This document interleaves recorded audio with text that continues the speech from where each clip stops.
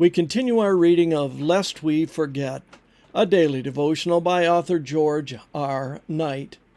Today's reading, December 30. And What Happened to All Those Millerites, Part 3. Where there is no vision, the people perish, but he that keepeth the law, happy is he. Proverbs 29:18. And what did happen to all those Millerites? Plenty, but not much. Several of the post-Millerite denominations have died and been buried. Others are in the process of dying.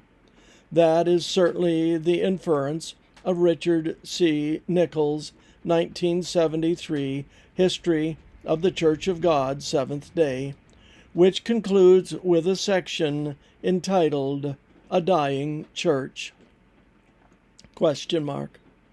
The treatment's ominous last words are from Christ's message to the church at Sardis. It was alive, yet dead.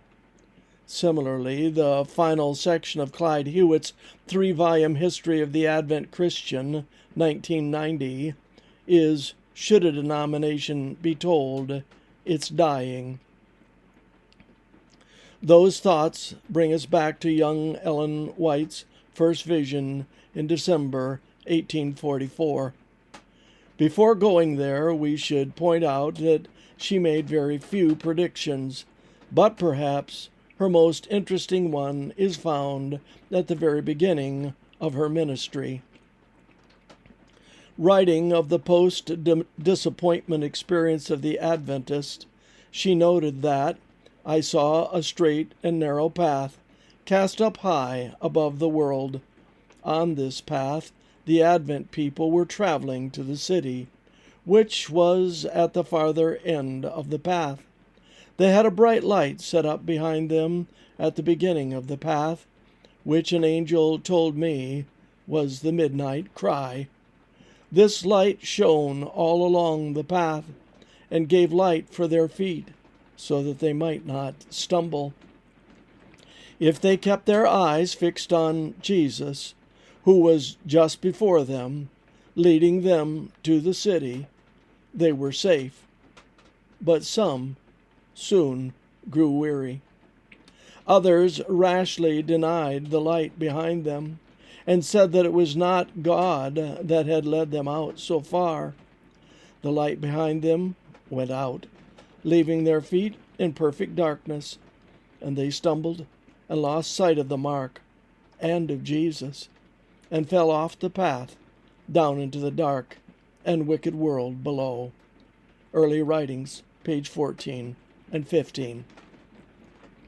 The midnight cry, we noted earlier, was God's guidance in the prophetic understandings leading up to the October 1844 disappointment. The facts of history are that every post-Millerite denomination, except the Seventh-day Adventists, gave up the light behind them and came to nothingness, or almost nothingness. That is, they fell off the path. So it was with the once powerful Evangelical Adventist Conference, the Advent Christians, and others.